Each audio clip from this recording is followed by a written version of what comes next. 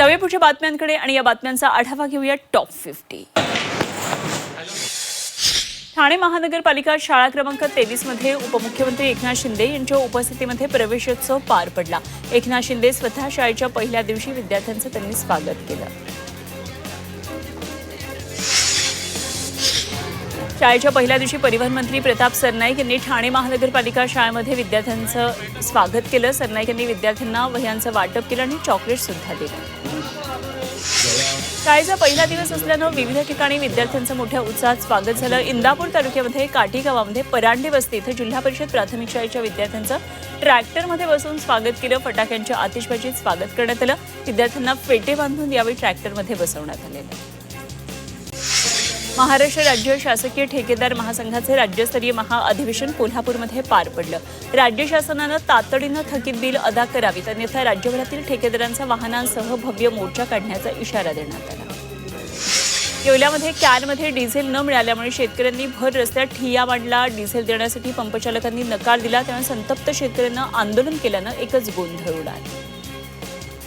वाशिम जिल्ह्यातल्या 163 ग्रामपंचायतींचा कार्यकाळ संपल्यानंतर सध्या कारभार प्रशासकांमार्फत चालवला जातोय.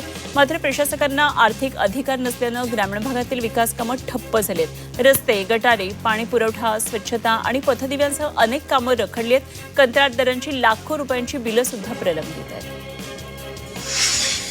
संभाजीनगरमध्ये रेशनिंगचा काळा बाजार उघड झालाय. इस्लाम पार्टीच्या नेत्याच्या गोडाऊनवर छापा टाकण्यात आला. रेशनिंगचं धान्य, पोषण आहाराची पाकिटं जप्त करण्यात आली. छत्रपती संभाजीनगर गोवा विमानसेवा बंद करण्यात आली आहे आणि उद्यापासून 30 सप्टेंबरपर्यंत सेवा बंद राहणार आहे. संभाजीनगर हैदराबाद विमानसेवाही बंदचा निर्णय घेण्यात आला. शिरूर तालुक्यातल्या सांडोह इथं बैलगाडा शर्यतीचं आयोजन करण्यात आलं होतं. भैरवनाथ महाराजांच्या यात्रेनिमित्तानं भव्य जपान केसरी बैलगाडा शर्यतीचा कडक थरार पाहायला मिळाला. तर लाखो रुपयांची बक्षिसं आणि शिस्तबद्ध नियोजन यामुळे मैदानाला संपूर्ण महाराष्ट्राचं लक्ष वेधून घेतलं. सोलापूरच्या अक्कलकोट तालुक्यामध्ये खाणीत तरुण बुडाल्याची घटना घडली. बुडालेल्या बेपत्ता तरुणाची शोध मोहीम युद्धपातळीवर सुरू आहे. हिंगोलीच्या गोरेगाव सेनगावात वाढत्या अपघातांना आळा घालण्यासाठी गोरेगाव पोलिसांनी पुढाकार घेतला. धोकादायक वळणांवर रेडियम पट्ट्या बसवण्याची मोहीम गोरेगाव पोलिसांनी हाती घेतली. शिरूर तालुक्यामध्ये महावितरणच्या हलगर्जीपणाचा आणखी एक बळी गेला. शेतातून गेलेली महावितरणची जीर्ण तार अचानक तुटली आणि थेट उसाच्या शेतात पडल्यानं शेतकऱ्याला विजेचा तीव्र धक्का बसला. त्याचा जागीच मृत्यू झाला. वाशिम जिल्ह्यात खरीप हंगामाची लगबग सुरू झाली आहे. शेतकरी पेरणीसाठी आता सज्ज झालाय. डीएपी खताची मागणी वाढली आहे. खतांच्या तुटवड्यामुळे शेतकरी चिंतेत होता. मात्र कृषी विभागाच्या विशेष नियोजनातून जिल्ह्यात 950 मेट्रिक टन डीएपी खताचा साठा दाखल झाला. त्यामुळे ऐन पेरणीच्या तोंडावर बळीराजाला मोठा दिलासा मिळाला. राज्यात जूनचा 15 पूर्ण झाला तरी अजूनही पावसानं ओढ दिली आहे. त्यामुळे चिंतेचे ढग आता दाटलेत. शेती कामापासून पाण्यापर्यंत अनेक प्रश्नांच्या झळा दिवसेंदिवस तीव्र होत चालल्यात. जूनच्या पहिल्या 2 आठवड्यांमध्ये राज्यात 69% पावसाची तूट नोंदवली गेली.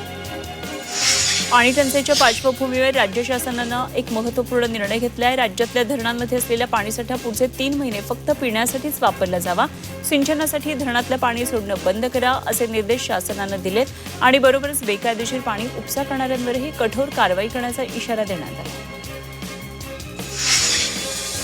रत्नागिरीच्या चिपळूणमध्ये उभय आगरगावमध्ये पाण्याची अत्यंत भीषण परिस्थिती निर्माण झाली.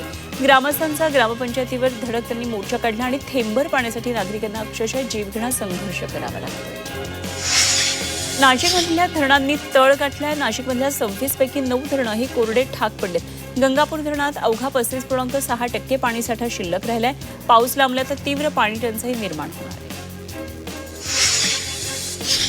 पुण्यामध्ये मुळामुठा नदी पुनरुज्जीवन प्रकल्पाला वेग आलाय. येत्या वर्षाअखेरीस दररोज 1000 MLD सांडपाण्यावर प्रक्रिया होणार आहे.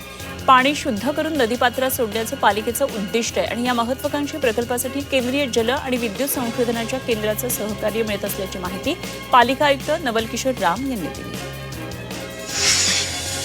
पुणे पोलीस आयुक्त अमितेश कुमार यांनी स्टेटस सिम्बॉल म्हणून शस्त्र परवाने वापरणाऱ्यांविरोधात कठोर कारवाई केली. 279 बंदूक परवाने रद्द केले.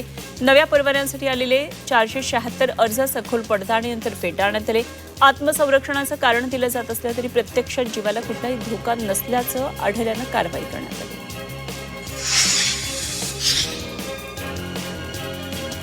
रत्नागिरीमध्ये शेतकऱ्यांप्रमाणे कर्जमुक्ती देण्याची मच्छीमारांनी मागणी केली. सरकार आम्ही आत्महत्या करण्याची वाट पाहत आहे का, असा संतप्त सवाल रत्नागिरीतल्या मच्छीमार बांधवांनी थेट मुख्यमंत्र्यांना हा सवाल केला.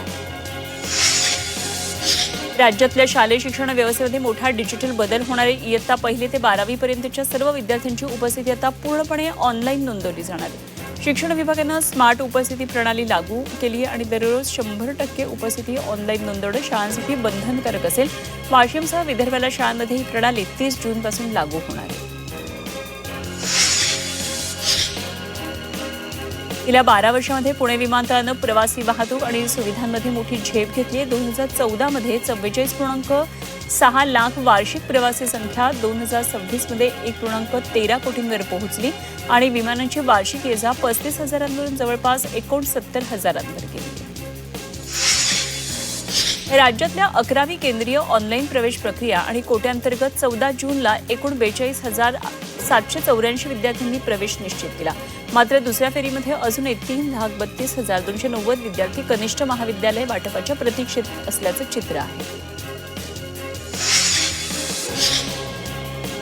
मुंबई आणि ठाणेकरांच्या वडाळा ते कासारवडवली मेट्रो 4 आणि कासारवडवली ते गायमुख 4A या मार्गिकांच्या कारशेडच्या कामाला आता गती मिळणार आहे. या मार्गिकांच्या मोघरपाडा कारशेडच्या रस्त्यासाठी आणि स्पूल लाईनसाठी कांदळवनाची जागा आता MMRDAकडे हस्तांतरित करण्यास राज्य सरकारच्या महसूल आणि वन विभागानं अखेर मंजुरी दिली आहे. मुंबई अहमदाबाद बुलेट ट्रेन प्रकल्पातल्या डोंगराळ बोगद्यांच्या प्रवेशद्वारांवर आता टनेल हुड्स बसवण्यात येतात. भारतामध्ये पहिल्यांदाच रेल्वे बोगद्यांसाठी अशा प्रकारे टनेल हुड तंत्रज्ञान विकसित करून अंमलात आणण्यात आलंय आणि सर्व बोगद्यांच्या दोन्ही टोकांना टनेल हुड्स बसवण्यात येतात. EMPMLच्या ताफ्यामध्ये ऑगस्ट अखेर 1,000 नवीन CNG बस दाखल होणार आहेत. या बसच्या परिचालनासाठी प्रशासनानं कंत्राटी पद्धतीनं 2,000 चालक आणि 2,000 वाहक अशी एकूण 4,000 कर्मचाऱ्यांची भरती होणार आहे. यासाठीच्या निविदा प्रक्रियेला लवकरच सुरुवात होणार आहे. बस पुण्यामध्ये दाखल होण्यापूर्वी प्रक्रिया पूर्ण केली जाणार आहे. महाराष्ट्र लोकसेवा आयोगातर्फे विविध स्पर्धा परीक्षांच्या अभ्यासक्रमांचं पुनरावलोकन करून त्यामध्ये बदल करण्यात आले. विविध क्षेत्रातील तज्ज्ञांचा समावेश असलेली 7 सदस्यांची समिती नियुक्त केली आहे. महाराष्ट्र शिक्षक पात्रता परीक्षा 2026 पुढे ढकलण्याचा निर्णय घेतला आहे आणि त्याच दिवशी राष्ट्रीय परीक्षा संस्थांमार्फत देशभरामध्ये राष्ट्रीय पात्रता आणि प्रवेश परीक्षा आयोजित करण्यात आल्यानं दोन्ही परीक्षांची अनेक केंद्र समान असल्याचं निदर्शनास आलंय. परीक्षेचं आयोजन हे सुरळीतपणे पार पाडण्यासाठी शिक्षक पात्रता परीक्षा 28 जूनला घेण्यात येणार आहे. माथेरानची राणी म्हणून प्रसिद्ध असलेल्या मिनी ट्रेनला आजपासून ब्रेक लागणार आहे. मध्य रेल्वेकडून पावसाळ्याच्या पार्श्वभूमीवर नेरळ माथेरान मिनी ट्रेन सेवा ही 15 जून ते 15 ऑक्टोबरपर्यंत अंशतः बंद ठेवण्यात येणार आहे. मुंबईमध्ये पवई तलाव परिसराचा आता कायापालट होणार आहे. निसर्गरम्य परिसरातील सुरक्षेचा प्रश्न ऐरणीवर आल्यानंतर आता इथं दिव्यांचा आणखी लखलखाट होणार आहे. पालिकेच्या जल अभियंता विभागानं 2 कोटी रुपयांची तरतूद त्यासाठी केली आहे. यासाठी कंत्राटदाराची नियुक्ती करण्यात आली आहे.